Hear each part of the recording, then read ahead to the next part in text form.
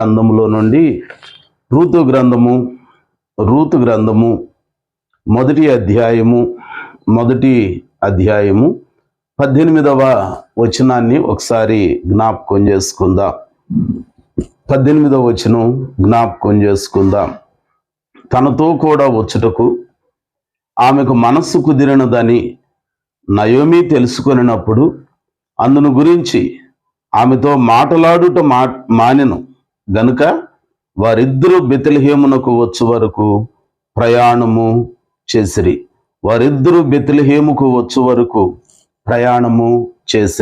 ప్రార్థన చేసుకుందాం. దేవుని పాద సన్నిధిలోనికి చేరిన మనం ప్రార్థన చేసుకుందాం. స్తోత్రం. పరిశుద్ధుడా, ప్రేమ కలిగిన మా తండ్రి, జాలి కలిగిన మహోన్నతుడా, మా స్తుతిపాత్రుడా, మీకు వందనాలయ్యా. ఈ సమయంలో ఈ ప్రత్యక్ష ప్రసారం ద్వారా ఈ మాటలు ఎంతమంది ఆలకిస్తున్నారో వారిని మీరు జ్ఞాపకం చేసుకోనండి. మీ మాట వినగల చెవిని గ్రహించే మనసును దయచేయండి. కృపతోడుగా ఉంచి బలపరచమని యేసు నామములో ప్రార్థన చేసి వేడుకొనుచున్నాం తండ్రి, ఆమేన్. దేవునికి మహిమ కలుగునుగాక. క్రీస్తునందు మిక్కిలి ప్రియమైన వారలారా, ఈ ఉదయకాల సమయంలో దేవుని వాక్యంలో నుండి మనం చదువుకున్న మాటను కొద్ది సమయం జ్ఞాపకం చేసుకుందాం. బైబిల్ గ్రంథంలో మనం జ్ఞాపకం చేసుకుంటే వ్రాయబడిన మాట, తనతో కూడా వచ్చుటకు సమ్మతించిన గనుక తనతో కూడా వచ్చుటకు ఆమెకు మనస్సు కుదిరినదని నయోమి తెలుసుకొనినప్పుడు అందును గురించి ఆమెతో మాటలాడుట మానెను గనుక వారిద్దరూ కలిసి బెత్లెహేము వరకు ప్రయాణము చేసిరి. ప్రభునందు మిక్కిలి ప్రియమైన వారలారా, ఈ దినాన దేవుని సన్నిధిలో మనం జ్ఞాపకం చేసుకుంటే ఈ వ్రాయబడిన మాట ఎవరి గురించి వ్రాయబడింది, ఏ సందర్భంలో వ్రాయబడింది, అక్కడ పరిస్థితి ఏంటనేది మనం గుర్తు చేసుకుంటే మన పరిశుద్ధ గ్రంథంలో నయోమిని గురించి జ్ఞాపకం చేయబడుతూ ఉంటుంది.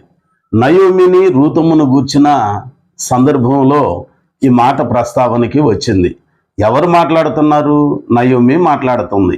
ఎవరితో మాట్లాడుతుంది? రూతమును గూర్చిన విషయం మాట్లాడుతుంది. ఇక్కడ సందర్భం ఏంటనంటే, రూతమ్మ నయోమికి కోడలు, ఆమెతో పాటుకి ఇంకో కోడలు ఉన్నది, ఆమె పేరు ఓర్ప. ఈ కుటుంబ పరిస్థితిని జ్ఞాపకం చేసుకుంటే నయోమి అనే మాటకు అర్థం మధురమైన. ఈ నయోమి అనే ఆమె తన భర్త, తన కుమారులను తీసుకొని యూదయా దేశపు బెత్లెహేములో నుండి, బెత్లెహేము అనంటే రొట్టెల ఇల్లని, సమృద్ధి కలిగిన స్థలం అని అర్థం. అంతేకాకుండా దానికి ఇంకా ప్రాచీన కాలంలో అన్నవరం అని కూడా పేరు చెప్పుకోవచ్చు. సమృద్ధి ఉంటుంది అక్కడ, తినటానికి సమృద్ధి ఉంటుంది. దేవుడు కోరుకున్న స్థలం అది, దేవుడు ఏర్పాటు చేసుకున్న స్థలం అది, దేవుడు ప్రత్యేకించి ఆశీర్వదించిన ప్రాంగణం అది. అయితే ఆ దేశంలో నుండి అక్కడ కరువు కలిగినప్పుడు ఆ కరువును అధిగమించటానికి అక్కడ నుండి ఒక కుటుంబం మోయాబు దేశానికి వలస వెళ్ళినట్లుగా చరిత్ర మన జ్ఞాపకం చేస్తూ ఉంది. ఆ మోయాబు దేశానికి వలస వెళ్ళిన కుటుంబం ఎవరు అనంటే నయోమి భర్త, అలాగనే ఆమెకున్న 2 కుమారులు. మొత్తం ఈ కుటుంబం అంతా వలస వెళ్ళిపోయారు. ఇందులో ఒక విచిత్రమైన సంఘటన, ఈమె కంటే పెద్ద కుటుంబం ఉన్నోళ్ళు ఉన్నారు, కుటుంబంలో సంఖ్య ఎక్కువ ఉన్నోళ్ళు ఉన్నారు, పెద్ద కుటుంబాలు ఉన్నోళ్ళు ఉన్నారు. కానీ విచిత్రమైన పరిస్థితి ఏంటనంటే, ఒక 4 మాత్రమే ఉన్న ఈ చిన్న కుటుంబం మోయాబు దేశానికి వెళ్ళటం, వలస వెళ్ళారు. ఇందులో కూడా మరొక విషయం మనం జ్ఞాపకం చేసుకోవచ్చు. అదేమిటనంటే, కరువు వస్తే ఇంకొక ప్రాంతానికి వెళ్ళొచ్చు, మరొక ప్రాంతానికి వెళ్ళొచ్చు. కానీ దేవుడు తృణీకరించి శపించిన మోయాబు దేశానికి ఆశీర్వదించబడిన ఈ వెళ్ళటం ఏంటి? అదో కోణంలో చూడొచ్చు. మరొకటి ఏంటనంటే, దేవుడు నయోమి అనే ఆమెని ఆ దేశానికి పంపించి ఆ శాపగ్రస్తమైన దేశంలో నుండి ఆశీర్వాదకరమైన దేశంలోనికి రూతమ్మ అనే ఆమెను తోడుకొని రావడానికి దేవుడు చేసిన ఒక ప్రణాళిక అని కూడా మనం జ్ఞాపకం చేసుకోవచ్చు. ఏది ఏమైనా పచ్చగా నిండుగా ఉన్న ఈ కుటుంబం ఇక్కడున్న కరువును అధిగమించటానికి, ఇక్కడున్న కరువుని జయించటానికి ఆమె ఎక్కడికి వెళ్ళింది? తన భర్తని, తన ఇద్దరు కొడుకులను తీసుకున్నానంటే మోయాబు దేశానికి వెళ్ళింది. మోయాబు దేశానికి వెళ్ళిన తర్వాత కొద్ది కాలం ఉన్న తర్వాత అక్కడ 10 ఏళ్ళు మాత్రమే ఉన్నారు. ఆ 10 ఏళ్లలో జరిగిన కార్యం ఏంటో తెలుసా? తన భర్తను కోల్పోయింది. భర్త చనిపోయిన తర్వాత ఆ పరిస్థితులన్నింటిలో కూడా ఆ భర్త చనిపోయినప్పుడు అనేక మంది ఓదార్చడానికి వచ్చారు. ఊరు కాని ఊరు, దేశం కాని దేశం, అంతా నా అనుకునే వాళ్ళు ఎవరు లేని ప్రాంతం. అయ్యో, నాకు ఆధారంగా ఉన్నా, నాకు అండగా ఉన్నా నా భర్తనే నేను కోల్పోవలసి వచ్చిందని చెప్పి అక్కడ వేదన పడుతూ ఉంటే ఆ దేశంలో ఉన్న వాళ్ళు కొంతమంది వచ్చి, అమ్మ నువ్వు ఎక్కడి నుంచి వచ్చినా మాతో ఎంతకాలం ఉన్నావు కదా, మాతో కలిసి జీవించావు కదా, ఇదిగో నీకు ఇష్టమైతే నువ్వు దిగులు పడవద్దు, బాధపడొద్దు, ఎదిగిన నీ కొడుకులకి మా బిడ్డలను ఇస్తాము, మా కుమార్తెను ఇస్తాము, మీరు చేసుకోండి అని అంటున్నారు. సరే, చివరికి చేసుకున్నారు. చేసుకున్న తర్వాత కొద్ది కాలానికి 2 కుమారులు కూడా చనిపోయారు. ఇప్పుడు ఆ ఇంటిలో దుఃఖం మిగిలింది. వైధవ్యపు స్థితి కలిగిన వాళ్ళు 3 ఆ స్త్రీలు అక్కడ నివాసం చేస్తూ ఉన్నారు. ఏమండి, బెత్లెహేములో నుండి మోయాబు దేశానికి వెళ్ళి మోయాబు దేశముతో సంబంధ బాంధవ్యాలు ఏర్పాటు చేసుకొని ఎంత నష్టాన్ని చవిచూసిందో. మరో కోణంలో అక్కడి నుంచి దేవుడు ఒక ఆవిని తీసుకొచ్చి ఆశీర్వదించడానికి కార్యం చేశాడని మనం చెప్పుకోవచ్చు. కానీ బైబిల్ గ్రంథంలో మనం జ్ఞాపకం చేసుకొని మనం గుర్తు చేసుకుంటేనండి ఎంత విచిత్రమైన సంఘటన చూచారా? ఈ దినాన మన జీవితంలో మనకు కూడా అండి దేవునిలోనికి వచ్చాక, ప్రభువులో మనం ఉంటున్నాక అనేకమైన కష్టాలు, అనేకమైన ఇబ్బందులు వస్తాయి, కరువులు వస్తాయి, ఖడ్గాలు, సమస్యలు, నిందలు, నిట్టూర్పులు లాంటివి వస్తాయి. అయితే వాటన్నింటిలో మనం దేవుని దగ్గర ఉండి దేవుని ద్వారా మేలు పొందుకోవటానికి యత్నం చేయాలి, కానీ దేవునికి నచ్చని మార్గాల్లోనికి మనం వెళ్ళకూడదు. శిథిలమైన ప్రాంతాలకు మనం ప్రయాణం ఏర్పాటు చేసుకోకూడదు. దేవుని సన్నిధిలో ఈ మాటలు ఆలకిస్తున్న నీ జీవితం, నీ బ్రతికి ఎలాగునే ఉంటుంది? దేవుని సన్నిధిలో ఒకప్పుడు బాగానే ఉన్నావు, నీ స్థితిగతులు బాగానే ఉన్నాయి. ఈ మధ్యకాలంలో కాస్త ఏమైనా కష్టాల్లో, ఇరుకులో, ఇబ్బందులో వస్తూ ఉంటే వాటిని అధిగమించడానికి, వాటిని జయించడానికి దేవుని సన్నిధిని, శ్రేష్టమైన ఆశీర్వాదకరమైన ఆ ప్రాంతాన్ని విడిచిపెట్టి ఏమన్నా బయటికి ప్రయాణం చేస్తున్నావా? అది కూడా దేవునికి నచ్చని ప్రాంతానికి ఏమన్నా మనం వెళుతున్నామా? మారు మనసు పొందాము, ప్రభువుని అంగీకరించాము, ఉపదేశాన్ని వింటూ ఉపదేశానుసారంగా నడుస్తున్న మన జీవితాలలో దేవుడు ఒక అద్భుతమైన ప్రణాళిక కలిగి ఉంటే ఆ ప్రణాళిక నెరవేర్చబడటానికి మనమేమైనా ఆటంకంగా సొంత ఆలోచనలతో వెళుతున్నామేమో. తద్వారా కొన్ని నష్టాలు వస్తాయిగా, కొన్ని ఇబ్బందులు కలుగుతాయిగా. నయోమి జీవితాన్ని జ్ఞాపకం చేసుకుంటే సమృద్ధి కలిగిన మోయాబు దేశాన్ని, ఆ సమృద్ధి కలిగిన బెత్లెహేమును విడిచిపెట్టి మోయాబుకు పయనమైంది. దేవుడు నీకంటూ ఒక సమృద్ధి అయిన మేతనిచ్చే సంఘంలో నుండి, సహవాసంలో నుండి, రక్షింపబడిన కృపానుభవంలో నుండి ఒకవేళ కష్టాలు, శ్రమలు, నష్టాలు వస్తే ఆ పరీక్ష కాలంలో, గడ్డు కాలంలో కాస్తంత దేవుని దగ్గర కనిపెట్టడం మానేసి మనం కూడా శక్తిమైన స్థలాలకు ఏమైనా వెళుతున్నామా? వెళితే మనకు కలిగే నష్టం ఏంటో తెలిసేయండి. ఆమె తన యజమానిని పోగొట్టుకున్నది, ఎదిగిన కొడుకులను పోగొట్టుకున్నది. ఆ ఇంటిలో సంతోషంకు బదులుగా దుఃఖం మిగిలింది, ఒంటరితనం మిగిలింది, అండదండలు కోల్పోయింది. దేవుని జనాంగమా, ఈ మాటలు ఆలకిస్తున్న నీ జీవితంలో కూడా మధ్యకాలంలో అన్నదండలను కోల్పోయావేమో. అందరూ నా అనుకున్న వాళ్ళు కూడా నిన్ను వెలివేసిన పరిస్థితులేమో. ఎవరిని నమ్మలేమండి. అందుకని దావీదు భక్తుడు అంటాడు, లోకంలో యెహోవా తప్ప నమ్మదగిన వాడు ఎవరునూ లేరు. ఏ మనిషిని నమ్మటానికి నమ్మశక్యంగాని పరిస్థితులుగానే ఉన్నాయిగా. యెహోవా నీవే నాకు ఆధారం అయ్యా, నీవు నమ్మదగిన దేవుడు అయ్యా అని 125వ కీర్తనలో జ్ఞాపకం చేస్తూ అంటాడు. యెహోవాను నమ్ముకొనువాడు కదలక నిత్యము నిలుచు సియోను కొండవలే ఉన్నాడు అని అంటాడు. దేవుని జనాంగమా, పరిశుద్ధ గ్రంథంలో చూస్తున్నాం, ఓ కుటుంబము శాపములో నుండి ఆశీర్వాదానికి రావాలనంటే కన్నీటి అనుభవాలలో నుండి సంతోషంతో కూడిన భాగ్యానికి దుఃఖంలో నుంచి ఆనందంలోనికి రావాలి, చీకటిలో నుంచి వెలుగులోనికి రావాలి అని అంటే చేయాల్సిన పని ఏంటో తెలుసా? రూతమ్మ జీవితం చిన్న వయసులో భర్తను పోగొట్టుకున్నది, చిన్న వయసులో ఆధారం కోల్పోయింది, వైధవ్యపు స్థితిని పొందుకున్నదండి, భయంకరమైన వేదనలో భయంకరమైన దుఃఖంలో ఉన్నదండి, గుండె చెదిరిన అనుభవాలండి. మాటలు ఆలకిస్తున్న నీ జీవితంలో కూడా నీకున్న ఆధారాన్ని కోల్పోయాము. నా అనుకున్న వాళ్ళందరూ నేను విడిచిపెట్టి అందరికీ దూరం అయిపోయి ఒంటరితనాన్ని అనుభవిస్తున్నావా? బ్రతుకు భారమైంది అనుకుంటున్నావా? కన్నీరే నీకు అన్నపానాలుగా మిగిలిపోయినాయా? కష్టాలతోనే కాపురం జీవితం కొనసాగుతూ ఉన్నదా? అయితే కొద్ది సమయం మాటలు ఆలకిస్తే ఇక్కడ చరిత్రలో జరిగిన సజీవుడైన దేవుడు చేసిన ఓ అద్భుతమైన ఆశ్చర్యకార్యం ఏంటో తెలుసండి. ఈ వైధవ్యపు స్థితి కలిగి పుట్టెడు దుఃఖంలో దారితెన్నో కాని పరిస్థితులలో ఉన్న రూతమ్మ జీవితాన్ని దేవుడు ఎంత గొప్పగా ఆశీర్వదించాడు అనంటే, ఆ తల్లిని దీవించి లోకరక్షకుడై ఉన్న యేసుక్రీస్తు వారికి జననమిచ్చిన వంశావళిలో అది ఆమె పేరును కూడా చేర్చడం జరిగింది. దీని అంతటి కారణం ఏంటి? ఇంత భయంకరమైన శాపగ్రస్తమైన దేశంలో నుండి వచ్చిన రూతమ్మను దేవుడు అంతగా దీవించినట్లుగా నీ జీవితాన్ని, నా జీవితాన్ని ఈ దేవుడు దీవించి, ఈ దేవుడు ఆశీర్వదించడానికి ఇష్టపడుతున్నాడు. అయితే మనం చేయాల్సిన పని ఏంటో తెలుసా? రూతమ్మ చేసిన ఓ పని చెయ్యాలి. కష్టాలలోనే, నష్టాలలోనే, గుండె చెదిరిన అనుభవాల్లోనే ఆ తల్లి ఒక మంచి నిర్ణయం తీసుకున్నది. నీ నిర్ణయాన్ని బట్టి దేవుడు నీకు దీవెనిస్తాడు. నీ తీర్మానాన్ని బట్టి దేవుడు మన స్థితిగతులను మెరుగుపరుస్తూ ఉంటాడు. దేవుని వాక్యంలో జ్ఞాపకం చేసుకుంటే, ఆ మోయాబు దేశానికి వెళ్ళి 10 సంవత్సరాలు అక్కడ కాపురం ఉన్న తర్వాత నయోమి ఆ భర్తని, ఎదిగిన కొడుకులని పోగొట్టుకున్నాక మిగిలిన ముగ్గురు అలాగున్న వైధవ్యపు స్థితిని విధవరాండ్రుగా మిగిలిపోయి కన్నీరు మున్నీరుగా విలపిస్తూ ఉంటే, ఇప్పుడు నయోమి ఏమంటుందో తెలుసా? అమ్మా, దేవుడు నాకు ఇచ్చిన నా దేశానికి బెత్లెహేమునకు తిరిగి వెళుతున్నాను అని అంటే, సరే వీళ్ళు కూడా వెంటబడి వస్తున్నారు. ఊరు బయట దాకా వచ్చిన తర్వాత ఆమె మాట్లాడుతూ ఉంటుంది, అమ్మా మీరు నాతో వచ్చే సుఖం ఏముంది?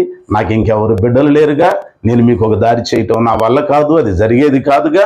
కాబట్టి మీరు మీ పుట్టింటోళ్ళ దగ్గరే ఉంటే, దేశం మీది, మీ వాళ్ళందరూ ఇక్కడే ఉన్నారు, మీరు ఇక్కడే ఉంటే మీకు ఏదో ఒక దారో తెన్నో చేస్తారు, మీరు ఇక్కడే ఉండిపోండి అమ్మా అని అంటే, ఆ మాట చెప్పగానే పెద్ద కోడలై ఉన్న వార్పాట తన అత్తను అమాంతంగా కౌగిలించుకొని ముద్దు పెట్టుకొని అలాగున అడ్రస్ లేకుండా వెళ్ళిపోయింది. కానీ రెండో కోడలు ఉన్నదే, ఆ మొదటి అధ్యాయం 14 వచనంలో చూస్తే ఓర్ప తన అత్తను ముద్దు పెట్టుకొని వెనుదిరిగి వెళ్ళిపోయింది. కానీ రూతు అంటదట ఆ 17వ వచనంలో ఏమంటదో తెలుసా? అత్తమ్మా, ఇక మీదట నీవు నన్ను విడువు అని అనవద్దు. ఎందుకో తెలుసా? నీ దేవుడే నా దేవుడు, నీ జనమే నా జనం, నీ ఉండే స్థలమే నేను ఉండే స్థలం, నిన్ను నన్ను మరణం తప్ప మరేది వేరు చేయకుండునుగాక అని అంటుందంట. ఎంత మంచి తీర్మానం అండి. కష్టాలలో ఉన్న రూతమ్మ నష్టాలలో, ఇరుకులలో, ఇబ్బందులలో రూతమ్మ ఒక భర్తనే పోగొట్టుకున్నది. కానీ నయోమి అయితే భర్తను పోగొట్టుకున్నది, ఎదిగిన కొడుకులని పోగొట్టుకున్నది. ఆ కష్టకాలంలో ఎక్కువ నష్టం జరిగిన ఆమెని విడిచిపెట్టి ఒక కోడలు వెళ్ళిపోతే, కొద్దిపాటి నష్టానికే రెండంతలుగా నష్టం కలిగిన రూతమ్మ ఆ నయోమిని విడిచిపెట్టి ఓర్ప వెళ్ళిపోతే, కానీ రూతమ్మ ఆలోచన చేసి అంటుందంట, అమ్మా నేను కొంతే నష్టపోయా, కానీ నువ్వు రెట్టింపుగా నష్టపోయావుగా. అందుకాకుండా నేను నీ ఇంటిలోనికి వచ్చి నీ కోడలైన తర్వాత కష్టకాలంలో నీకు అండగా ఉండకుండా, కష్టకాలంలో నీ తోడు ఉండకుండా నేను బయటికి వెళ్ళిపోవటం ఏంటి? నేను వెళ్ళను, మరణం వరకు నేను నీతోనే ఉంటా, మరణం వరకు నేను నీతోనే కలిసి ఉంటా అని ఆ మాట చెప్పినప్పుడట నయోమి ఆ శాపగ్రస్తమైన దేశంలో నుండి రూతుమ్మను ఆశీర్వాదకరమైన దేశంలోనికి తీసుకురావటానికి గల కారణం ఏంటో తెలుసా? ఆ మొదటి అధ్యాయం 18వ వచనంలో జ్ఞాపకం చేయబడిన మాట, రూతుమ్మ నయోమితో కూడా వచ్చుటకు మనస్సు కుదిరినదని నయోమి తెలుసుకొని ఏమీ మాట్లాడకుండా బెత్లెహేములోనికి వెంట తెచ్చుకున్నది. దేవుడు మన జీవితాన్ని ఆశీర్వదించాలి, మన బ్రతుకును ఆశీర్వదించడానికి ఇష్టపడుతున్నాడండి. ఆయన మేలును కీడును, జీవాన్ని మరణాన్ని అన్ని మన ఎదుట పెట్టాడు. శాపాన్ని ఆశీర్వాదాన్ని మన ఎదుట పెట్టాడు. ఏది మీకు కావాలో కోరుకోండి అని అంటున్నాడు. అయితే మనం కోరుకునే దానిని బట్టి దేవుడు మనకు మేలు చేస్తాడు. దుఃఖంలో ఉన్నామే, కష్టంలో ఉన్నామే, నష్టంలో ఉన్నామే, కానీ ఆ రూతు ఒక మంచి నిర్ణయం తీసుకున్నదండి. నయోమితో కూడా రావటానికి మనసు కుదిరిందని అర్థమైపోయింది. దేవుడు మనకు మేలు చేయాలంటే, దేవుడు మనకు దీవెన ఇవ్వాలనంటే ఈరోజు మనం గుర్తుపెట్టుకోవాల్సింది, దేవునితో ఉండటానికి మనకు మనసు కుదరాలి. నయోమి అనంటే మధురమైన అని అర్థం. మధురమైనది ఏది అని అనంటే దావీదు భక్తుడు పాట పాడుతూ అంటాడు, జుంటి తేనె ధారల కంటే నీ మాట, నీ వాక్యం మధురముగా ఉన్నది. మధురమైనది దేవుని వాక్యం. ఆ దేవుని వాక్యమే మన ప్రభు అయిన యేసుక్రీస్తు. ఆ దేవునితో, యేసుతో నడవటానికి, ఆయన మార్గంలో నడవటానికి, ఆయన ఉపదేశం చొప్పున నడవటానికి నీ మనసు కుదిరినట్లయితే దేవుడు శాపంలో నుంచి ఆశీర్వాదానికి నడిపిస్తాడు. కన్నీటి అనుభవాలలో నుండి, దుఃఖంలో నుండి దేదీప్యమానమైన సంతోష మార్గంలోనికి నిన్ను మలస్తాడు. కనుక ఈరోజు దేవుని మాటలు వింటున్న నీవు ఏ దుఃఖంలో ఉన్నావో నాకు తెలియదు, కానీ దేవుడు నీతో మాట్లాడుతున్న మాట, నీ కులం ఏదో, నీ మతం ఏదో, నీ ఆరాధ్య దైవాలేవో అవన్నీ అవసరం లేదు, కానీ దేవునికి నీవు అవసరమేండి. తల్లి నీవు అవసరం, అయ్యా దేవునికి నీవు అవసరమేండి. నీ కన్నీటిని చూస్తున్నాడు. నీకున్న పరిస్థితులలో ఒకప్పుడు అన్నీ బాగున్నప్పుడు నీ దగ్గరకు వచ్చి నీతో ఉండి కలిసి మెలిసి తిని త్రాగి ఈరోజు నీ స్థితిగతులు మారిపోయాక నీ దరిద్రం వాళ్ళకు అంటుకుంటుంది అన్నట్టుగా ముఖం చాటేస్తున్న మనుషుల మధ్యలో మనం జీవిస్తూ ఉన్నామండి. నమ్మదగిన దేవుడు మనకు ఉన్నాడండి. లోకంలో ఏ మనుషుడును నమ్మదగిన వాడు కాడు అని చెప్పి దావీదు భక్తుడు అనుభవపూర్వకంగా మాట్లాడి అంటాడు, యెహోవా నీవే నమ్మదగిన వాడివి, నీవే నమ్మదగిన వాడివి అని ఆయన జ్ఞాపకం చేస్తున్నాడు. దైవ జనాంగమా, ఈరోజు నీ కన్నీరు నాట్యంగా మారాలి, శాపంలో నుంచి ఆశీర్వాదంలోనికి మారాలి అనంటే ఒకే ఒక సూత్రం, వాక్యాన్ని విని వాక్యమై ఉన్న యేసుతో కూడా ప్రయాణం చేయటానికి, ఆయనతో నడవటానికి నువ్వు మనసు కలిపితే, నువ్వు సమ్మతించితే, నీ మనస్సు కుదిరితే దేవుడు నిన్ను దీవించటానికి ఇష్టపడుతున్నాడు. అందుకని బైబిల్ గ్రంథంలో మనం జ్ఞాపకం చేసుకుంటే ప్రసంగి గ్రంథకర్త 3వ అధ్యాయంలో 3వ వచనంలో ఒక మాట అంటాడు, సమ్మతి పడకుండా ఇద్దరు కూడి నడుతురా. అంటే సమ్మతి లేకుండా, మనస్సు కలవకుండా ఇద్దరు కలిసి ప్రయాణం చేయటం జరిగేది కాదు. అట్లాగే ఆదికాండంలో 24వ అధ్యాయంలో 58వ వచనంలో జ్ఞాపకం చేసుకుంటే రిబ్కా అనే ఆమెని అబ్రహామునకు కోడలుగా, ఇస్సాకునకు భార్యనుగా తీసుకెళ్ళటానికి ఎలియాజరు రావటం, వచ్చిన తర్వాత దేవుడు ఆయనకి ఎలాంటి నడిపింపునిచ్చాడో, ఎలాగ ఇంటి దాకా వచ్చాడో, తన మదిలో అనుకున్న మాటలేవో అవన్నీ రిబ్కమ్మ ఇంటి వాళ్ళకి జ్ఞాపకం చేశాడు. జ్ఞాపకం చేసిన తర్వాత ఆ ఇంటి వాళ్ళు అంటున్నారు, బాబాబు ఎంత తతంగం చెప్పావు, ఇది యెహోవా వలన కలిగిన కార్యం కాబట్టి అవునని కానీ కాదని కానీ మేము చెప్పజాలమయ్యా, ఇక నీ ఇష్టానుసారంగా దేవుడు చెప్పాడు కాబట్టి తీసుకెళ్ళొచ్చయ్యా. అయితే ఒక్క మాట మా అమ్మాయిని కూడా అడుగుతాముగా, సమ్మతం ఏంటో అడుగుతాముగా అని ఆదికాండం 24వ అధ్యాయము 57, 58 వచనాలలో చదివితే వారు వెళ్ళి రెబెకాతో మాట్లాడుతూ అంటున్నారు, అమ్మా నీవు ఈ మనుషులతో వెళ్ళుటకు అంగీకరిస్తున్నావా, సమ్మతమేనా అని అంటే అప్పుడు ఆమె మాట్లాడుతూ ఉంటుంది, నేను వెళ్ళేదను, నేను సమ్మతిస్తున్నా అని అన్నది. ఆ సమ్మతం రెబెకా జీవితాన్ని దేవుడు ఎంతగా దీవించాడు అనంటే వేవేల జనులకు తల్లి అయ్యే భాగ్యం ఇచ్చాడు. ఆశీర్వదించబడిన ఆ గొప్ప కుటుంబంలో అనేకులకు ఆశీర్వాదంగా మారే భాగ్యం అనుగ్రహించాడు. దేవుని సన్నిధిలో క్రీస్తునందు మిక్కిలి ప్రియమైన వారులారా, ఈ మాటలు ఆలకిస్తున్న మన జీవితంలో దేవాతి దేవుడు మనకు మేలు చేయాలనంటే, ఆ దేవుడు మనకు సమృద్ధిని దయచేయాలనంటే మనం కూడా చేయాల్సిన పని సమ్మతించాలి.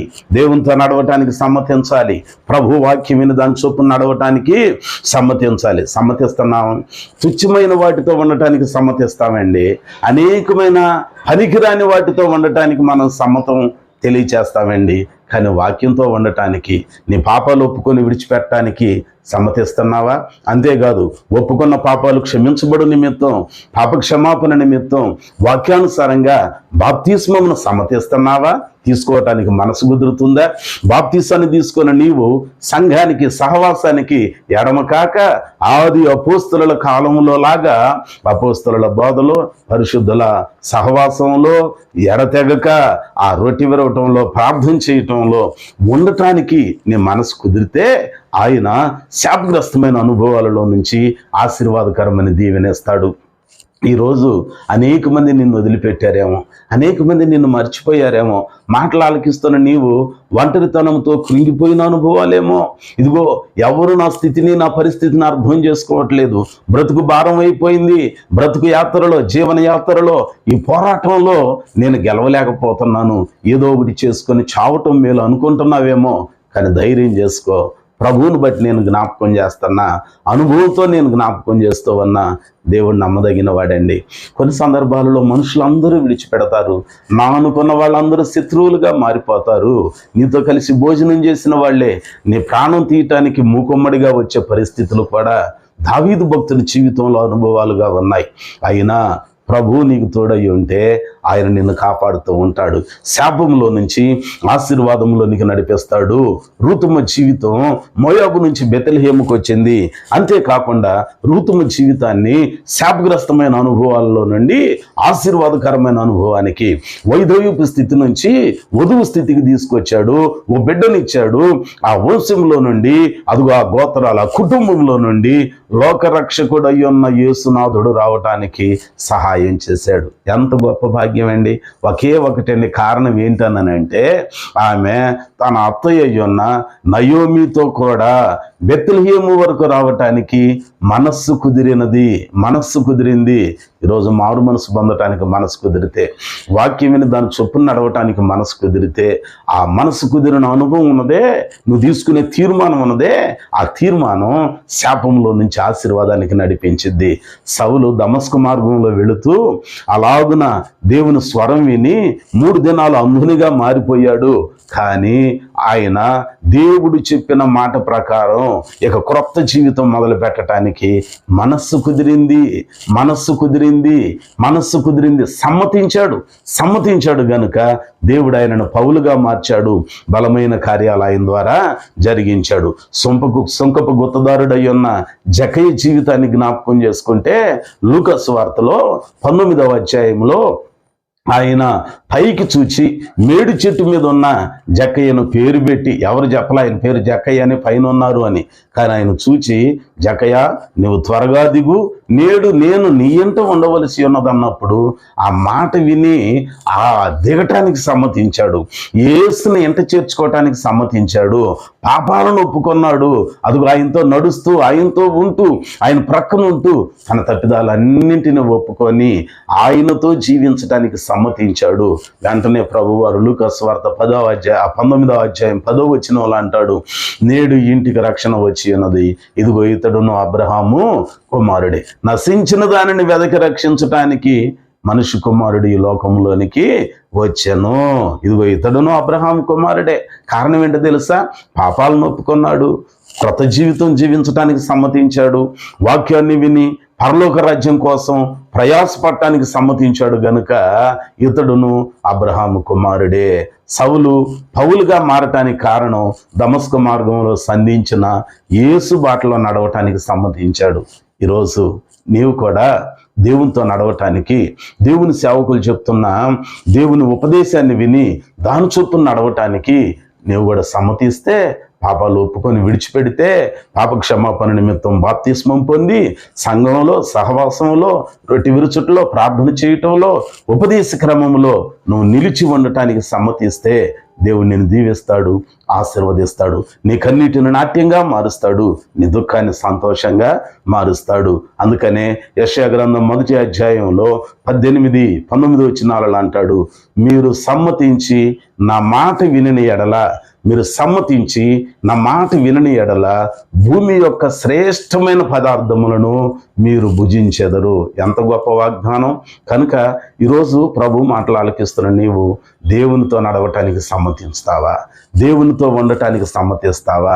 దేవుని వాక్యాన్ని విని సంఘంలో, సహవాసంలో, ఉపదేశ క్రమంలో నిలకడగా ఉండటానికి సమ్మతిస్తే ఆయన మన శాపాన్ని ఆశీర్వాదంగా, ఎన్నిక లేని జీవితాన్ని అత్యున్నతమైన దీవెనలతో నింపటానికి సంసిద్ధత కలిగి ఉన్నాడు. అతి గొప్ప కృప దేవుడు నీకు నాకు దయచేయను గాక. నీ కన్నీటిని నాట్యంగా మార్చును గాక, నీ దుఃఖాన్ని సంతోషంగా మార్చును గాక. నీ జీవితంలో ఉన్న ప్రతి విధమైన కీడులు, చిక్కు సమస్యలు ఆయనతో నడవటానికి సమ్మతించటం ద్వారా నీకు విమోచన కలుగు చేసి తన కృపలో బలపరచును గాక. ప్రభు ఈ మాటలు మీ వినికిడిలో, మన వినికిడిలో ఆశీర్వాదకరంగా ముద్రించి బలపరచును గాక. ఆమేన్.